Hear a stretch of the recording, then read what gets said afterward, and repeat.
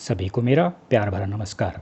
सुबह सवेरे में एक बार फिर से आप सभी का हार्दिक स्वागत। आइए दोस्तों, शुरुआत करते हैं आज की प्रमुख खबरों से। चला गया हिंदी सिनेमा का कोहिनूर। मुगले आजम, मधुमती, देवदास, कोहिनूर और गंगा जमुना जैसी बेहतरीन फिल्मों में शानदार और यादगार भूमिका निभाने वाले 98 वर्षीय ट्रेजेडी किंग दिलीप कुमार का बुधवार सुबह मुंबई में हिंदुजा अस्पताल में निधन हो गया। उन्हें राजकीय सम्मान के साथ विदाई दी गई है। अक्सर अपने फैसलों से चौंकाने वाले प्रधानमंत्री नरेंद्र मोदी ने दूसरे कार्यकाल के पहले ही मंत्रिमंडल विस्तार में भारी फेरबदल करते हुए स्पष्ट संकेत दिए कि आज के बाद सरकार का स्वरूप भी बदलेगा और कार्यशैली भी। फोकस होगा विकास। प्रधानमंत्री और गृह मंत्री ने मंत्रियों को बधाई देते हुए हैशटैग दिया गवर्नमेंट फॉर ग्रोथ। विस्तार से पहले ही 12 मंत्रियों का इस्तीफा ले लिया गया था। इस विस्तार में कुल 36 नए मंत्रियों ने शपथ ली, जिनमें 28 राज्य मंत्री बनाए गए हैं। राज्य मंत्रियों का प्रमोशन भी हुआ है। वहीं ज्योतिरादित्य सिंधिया और असम के पूर्व मुख्यमंत्री सर्बानंद सोनोवाल समेत 15 को कैबिनेट मंत्री बनाया गया है। उत्तर प्रदेश में भी कोरोना के नए वेरिएंट डेल्टा प्लस के 2 रोगी मिले हैं, जिनमें एक की मौत हो गई जबकि दूसरा ठीक हो गया। इनमें एक रोगी देवरिया जबकि दूसरा गोरखपुर में मिला है। कलकत्ता हाईकोर्ट ने बंगाल की मुख्यमंत्री ममता बनर्जी की नंदीग्राम विधानसभा के नतीजों को चुनौती देने वाली याचिका से न्यायाधीश कौशिक चंद्र ने खुद को अलग करते हुए गंभीर टिप्पणी की है। उन्होंने कहा कि ममता बनर्जी ने न्याय व्यवस्था को कलंकित किया है। उन्होंने उन पर 5 लाख रुपए का जुर्माना भी लगाया है। ममता बनर्जी ने अपनी याचिका किसी ऐसी पीठ को सौंपने का आग्रह मुख्य न्यायाधीश से किया था जिसमें जस्टिस कौशिक चंद्र न हो। केंद्रीय स्वास्थ्य मंत्रालय ने बुधवार को कहा कि जिन 9 राज्यों में कोरोना संक्रमण के मामले बढ़ रहे हैं, उनमें महामारी को नियंत्रित करने के उपायों को मजबूत किया जाएगा। इन राज्यों में जांच और टीकाकरण में मजबूती लाना, स्वास्थ्य संबंधित बुनियादी ढांचे की योजना बनाना और प्रभावी क्लिनिकल प्रबंधन जैसे उपाय शामिल हैं। देश के 174 जिलों में कोरोना के वेरिएंट ऑफ कंसर्न यानी चिंताजनक वेरिएंट के मामले पाए गए हैं। अमेरिका में कोरोना के डेल्टा वेरिएंट के मामले लगातार बढ़ रहे हैं। वहीं डेल्टा से भी खतरनाक लैम्डा वेरिएंट 30 से अधिक देशों में फैल चुका है। देश के हिल स्टेशनों में पर्यटकों द्वारा कोरोना प्रोटोकॉल की धज्जियां उड़ाए जाने को देखते हुए केंद्र सरकार हिल स्टेशनों में सप्ताहांत कर्फ्यू लगाने पर विचार कर रही है। ऐसे समय जब ईरान पर लगे अंतर्राष्ट्रीय प्रतिबंध हटाने की तैयारी चल रही है, तब भारत ने भी ईरान के साथ अपने रिश्तों को पटरी पर लाने की पहल करते हुए विदेश मंत्री एस जयशंकर ने तेहरान पहुंचकर ईरान के नए राष्ट्रपति जवाद जर्राफ से मुलाकात की। भारतीय चिकित्सा अनुसंधान परिषद यानी ICMR ने कहा है कि तमिलनाडु के पुलिसकर्मियों पर किए गए अध्ययन में पाया गया है कि वैक्सीन की सिंगल डोज मौत के खतरे को 82% तक कम करती है। देश की राजधानी दिल्ली के पॉश इलाके वसंत विहार में अकेले रह रही पूर्व केंद्रीय मंत्री स्वर्गीय PR कुमार मंगलम की पत्नी व वरिष्ठ अधिवक्ता किट्टी कुमार मंगलम की मंगलवार रात लूटपाट का विरोध करने पर लुटेरों ने हत्या कर दी। हैती में राष्ट्रपति जोवेनेल मोसे की मंगलवार रात उनके निजी आवास में गोली मारकर हत्या कर दी गई। हमले में उनकी पत्नी मार्टिनी मोसे भी गंभीर रूप से घायल हो गई हैं। केंद्रीय जांच ब्यूरो CBI ने इसरो के पूर्व विज्ञानी नंबी नारायण को वर्ष 1994 के कथित जासूसी मामले में गिरफ्तार करने वाले केरल पुलिस के 2 पूर्व अधिकारियों की जमानत अर्जियों का बुधवार को हाईकोर्ट में विरोध करते हुए कहा कि विज्ञानी को मनगढ़ंत मामले में फंसाए जाने के कारण देश में क्रोमोलॉजिक प्रौद्योगिकी के विकास में देरी हुई है। अमेरिका का कैलिफोर्निया सूखे की चपेट में आ गया है। यहाँ की नहरें भी सूख गई हैं। सुरक्षा बलों ने बुधवार तड़के उत्तरी कश्मीर के कुपवाड़ा जिले के पाजीपोरा हंदवाड़ा में हुई मुठभेड़ में हिजबुल मुजाहिदीन के 12 लाख के इनामी आतंकी मेहराजुद्दीन हलवाई उर्फ उबैद को मार गिराया।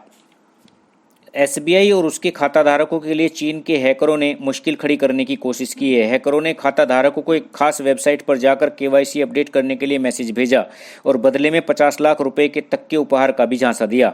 खाताधारक KYC अपडेट करने लगे। बैंकों व अन्य एजेंसियों को इसकी भनक लगने पर खाताधारकों को खतरे के प्रति आगाह किया गया। सुप्रीम कोर्ट ने कांग्रेस नेता और हरियाणा के पूर्व मुख्यमंत्री भूपेंद्र सिंह हुड्डा के नेतृत्व वाली तत्कालीन सरकार में रोहतक में एक बिल्डर को जमीन देने के मामले की जांच CBI को सौंप दी है। यूरो कप के सेमीफाइनल में स्पेन को हराकर इटली फाइनल में अपनी जगह पक्की कर चुका है।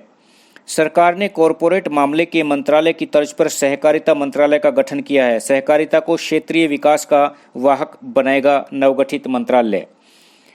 BSE का 30 शेयरों वाला सूचकांक सेंसेक्स पहली बार 53,000 के मनोवैज्ञानिक स्तर के ऊपर बंद हुआ। लोक उद्यम विभाग को अब वित्त मंत्रालय का हिस्सा बना दिया गया है।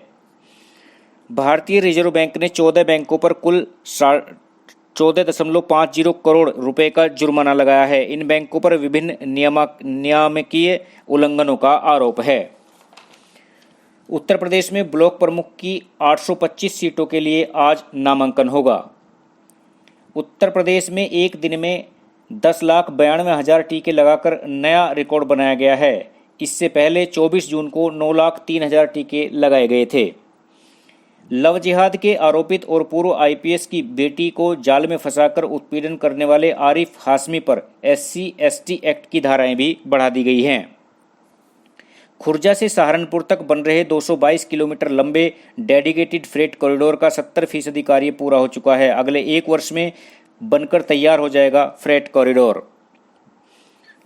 अब बात इधर उधर की। ऑस्ट्रिया के ग्राज में 65 साल के बुजुर्ग को उस वक्त अस्पताल में भर्ती कराना पड़ा जब टॉयलेट में निकले अजगर ने उसे काट लिया।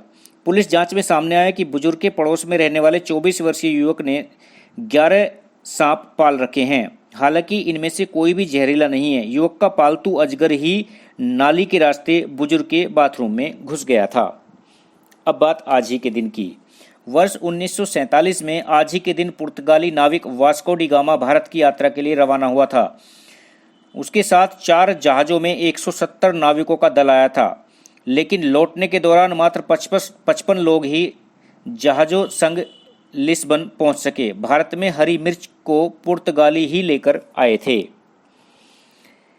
वर्ष 1889 में आज ही के दिन वॉल स्ट्रीट जर्नल का प्रकाशन हुआ था। इसकी स्थापना डाउ जोन्स एंड कंपनी के चार्ल्स H. डाउ ने की थी। वर्ष 2007 में रूपर्ट मैड्रोक ने इसका अधिग्रहण कर लिया। अखबार को अब तक 35 पुलित्जर पुरस्कार मिल चुके हैं। मार्क्सवादी कम्युनिस्ट पार्टी के संस्थापकों में से एक रहे ज्योति बसु का जन्म आज ही के दिन 1914 को कोलकाता में हुआ था। वे 1957 में बंगाल विधानसभा में विपक्ष के नेता चुने गए। 1967 में बनी संयुक्त मोर्चा सरकार में उन्हें गृह मंत्री बनाया गया। 1977 में मुख्यमंत्री बनने के बाद उन्होंने 23 सालों तक सत्ता की कमान अपने पास रखी। जब 1996 में संयुक्त मोर्चा सरकार का प्रधानमंत्री बनने का प्रस्ताव दिया गया तो उनकी पार्टी ने इस पर सहमति नहीं दी। इस तरह से उनका पीएम बनने का सपना अधूरा ही रह गया। 17 जनवरी 2010 को उनका निधन हो गया। अब बात कल हुए केंद्र सरकार के मंत्रिमंडल फेरबदल की। 12 केंद्रीय मंत्रियों का खराब प्रदर्शन उनकी मंत्रिमंडल से विदाई का कारण बना है। विस्तार के बाद मंत्रिमंडल का स्वरूप बहुत हद तक बदल गया है और बताया जा रहा है कि अब मंत्रिमंडल की कार्यशैली में भी व्यापक बदलाव देखने को मिलेंगे।